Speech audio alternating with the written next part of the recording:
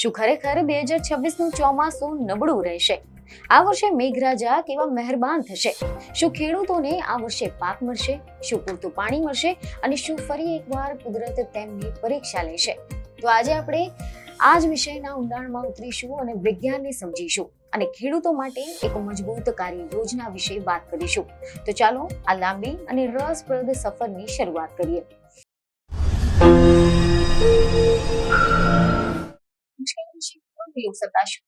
સ્વાગત છે.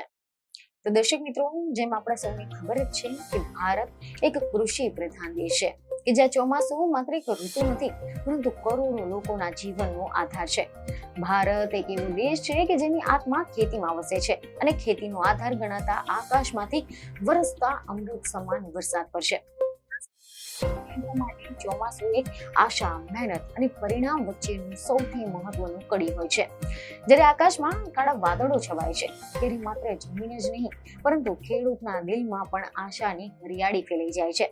અને હવે જ્યારે એપ્રિલ મહિનાની આ આકરી ગરમી પડી રહી છે ત્યારે દરેક ભારતીયની આંખો આકાશ તરફ મીટ માંડીને બેઠી છે કે આ વર્ષે મેઘરાજા કેવા મહેરબાન થશે.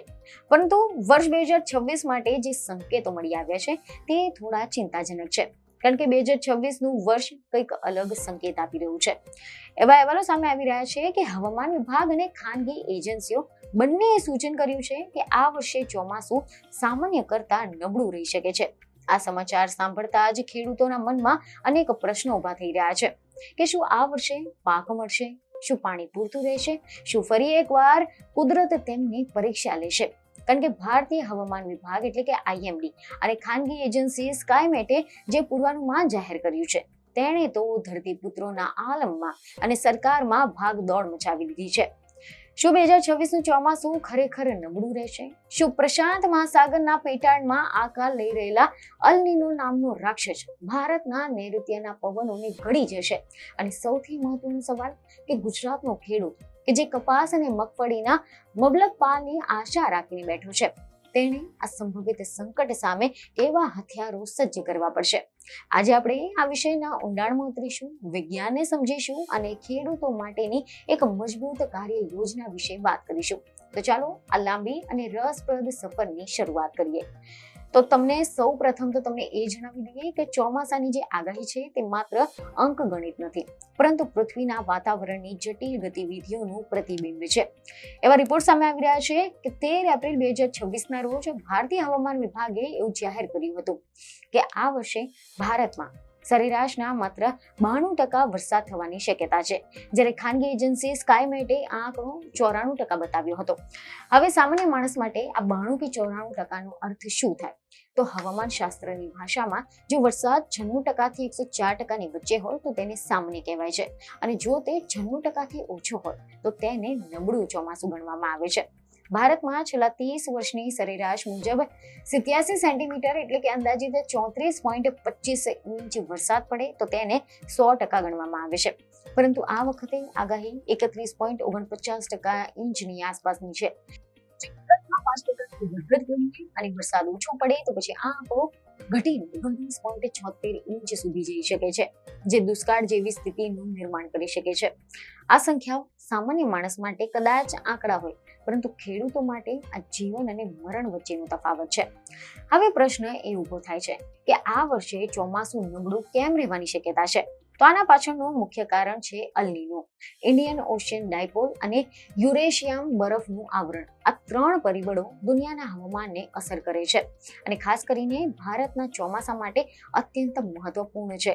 અલ નીનો એક એવી ઘટના છે કે જેમાં પ્રશાંત મહાસાગરના પાણીનું તાપમાન વધે છે અને જ્યારે આ તાપમાન વધે છે ત્યારે પવનની દિશા પણ બદલાઈ જાય છે અને જે ભેજવાળા પવન ભારત તરફ આવવાના હોય છે તેની દિશા બદલાવી દે છે. આના પરિણામે ભારતમાં વરસાદ ઓછો થાય છે. અલ નીનોના વર્ષોમાં સામાન્ય રીતે ગરમી વધુ પડે છે અને વરસાદ ઓછો રહે છે. હવે 2026માં એવી શક્યતા છે કે જૂન પછી અલ નીનો વિકસિત થશે, એટલે કે ચોમાસાના મુખ્ય સમયમાં તેની અસર જોવા મળશે. તો બીજી તરફ હિન્દ મહાસાગરમાં પણ IOD એટલે કે ઇન્ડિયન ઓશન ડાયપોલ તટસ્થ છે. જો તે પોઝિટિવ હોત તો પછી તે અલ નીનોની નકારાત્મક અસરને ધોઈ નાખત, પરંતુ અત્યારે તે પણ સાથ આપે તેમ નથી. ઉત્તર ગોળાર્ધમાં બરફનું આવરણ પણ આ વખતે જોઈએ તેટલું ઘટ્યું નથી, જેને કારણે જમીન ગરમ થઈને હવાનું હલકું જેવું દબાણ ઊભું કરવામાં નિષ્ફળ રહી છે. આ બધી જ પરિસ્થિતિઓ ભેગી મળીને જે 2026નું ચોમાસું છે તેને જોખમમાં મૂકી રહ્યું છે. જે ત્રીજું પરિબળ છે, યુરેશિયામાં બરફનું આવરણ સામાન્ય રીતે ત્યારે જમીન ગરમ થાય છે અને તે હવાના દબાણમાં ફેરફાર લાવીને વરસાદ માટે અનુકૂળ પરિસ્થિતિ બનાવે છે. પરંતુ આ વર્ષે અન્ય પરિબળો વધુ પ્રભાવશાળી હોવાથી બરફનું આવરણ ખાસ મદદરૂપ નહીં બને. હવે આ બધું જ સાંભળીને એવું લાગે છે કે આ વર્ષે તો ખરાબ પરિસ્થિતિ આવશે, પરંતુ વાત એટલી સરળ નથી. કારણ કે હવામાન એક જટિલ પ્રણાલી છે અને તેમાં ઘણી બધી અનિશ્ચિતતા હોય છે. 92% વરસાદનો અર્થ એ નથી કે દરેક જગ્યાએ ઓછો વરસાદ પડશે. કેટલાક વિસ્તારોમાં વધુ પણ પડી શકે છે. હવે આપણે વાત કરીએ આપણા વહાલા ગુજરાતની. તો ગુજરાતના ખેડૂતો સાહસિક છે, પરંતુ કુદરત સામે લડવા માટે તેમને આ વખતે બુદ્ધિશાળી બનવું પડશે.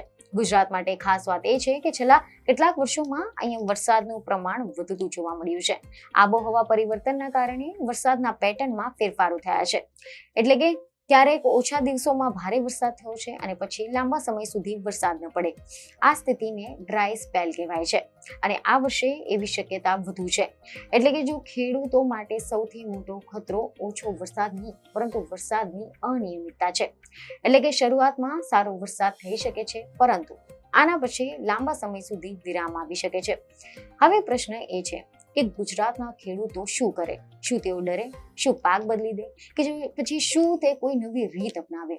નિષ્ણાંતોનું કહેવું છે કે અહીંયા ડરવાની જરૂર નથી, પરંતુ તૈયારી રાખવાની જરૂર છે. સૌથી પહેલા તો પાણી સંચાલન ખૂબ જ મહત્વનું છે. ખેડૂતોને ખેતરમાં પાણી જળવાઈ રહે તેના માટે માટી સંરક્ષણની રીતો અપનાવવી જોઈએ, જેમ કે મલ્ચિંગ, ખેતરમાં રીજ અને ફરો બનાવવાની, વરસાદી પાણી સંગ્રહ કરવા માટે તળાવો કે પછી ટાંકા બનાવવું. જો ડ્રાય સ્પેલ આવે તો પછી પાકને બચાવવા માટે પિયતની વ્યવસ્થા જરૂરી છે. બીજી મહત્વની બાબત છે પાકની પસંદગી.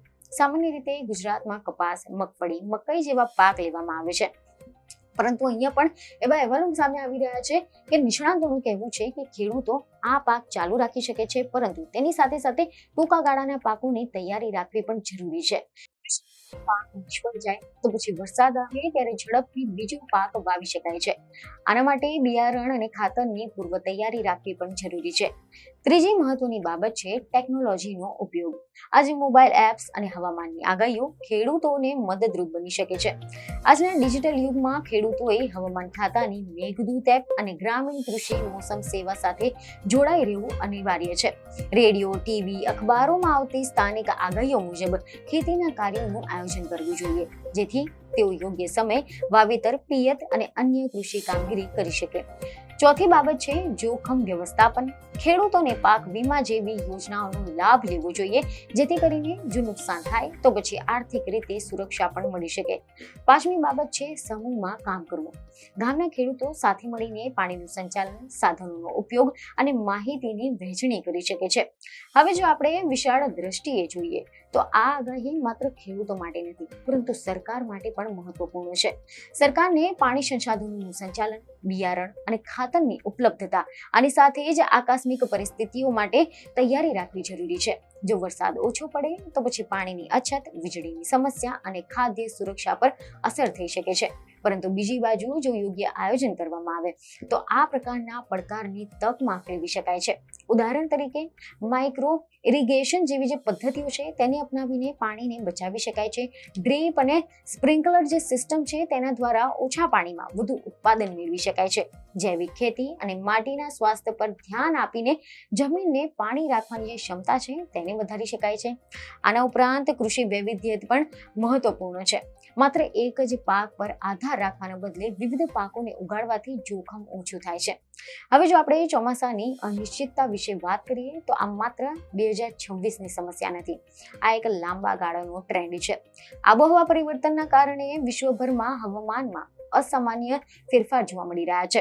ક્યારેક ભારે વરસાદ, ક્યારેક સૂકા પડતા, તો ક્યારેક ગરમીની લહેરો. આ બધું જ ખેડૂતો માટે નવા નવા પડકારો ઊભા કરે છે.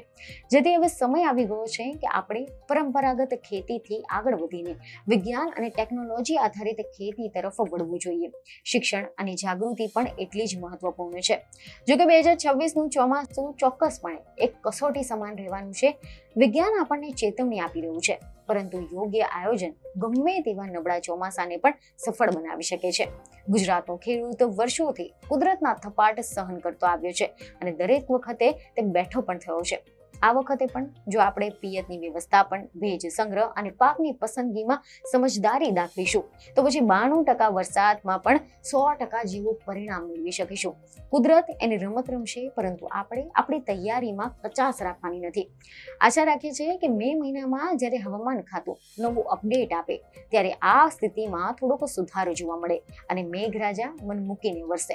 ત્યાં સુધી દરેક ખેડૂત મિત્રોએ સતર્ક રહેવું જરૂરી છે. પાણીનો કરકસરપૂર્વક ઉપયોગ કરવો અને આધુનિક ખેતી પદ્ધતિઓ અપનાવવી એ જ સમયની માંગ છે. ભારતની આર્થિક પ્રગતિનું ચક્ર ચોમાસા પર ટકેલું છે અને આપણી મહેનત જ આ ચક્રને ગતિ આપશે. આ વર્ષનું ચોમાસું ભલે આંકડાઓમાં નબળું હોય, પરંતુ તમારા ખેતરોમાં હરિયાળી લાવે તેવી લાગી હશે. જેથી અમારા વિડીયોને લાઈક અને શેર જરૂરથી કરજો. બીજને ખબરો સાથે ફરી મળીશું. ધન્યવાદ.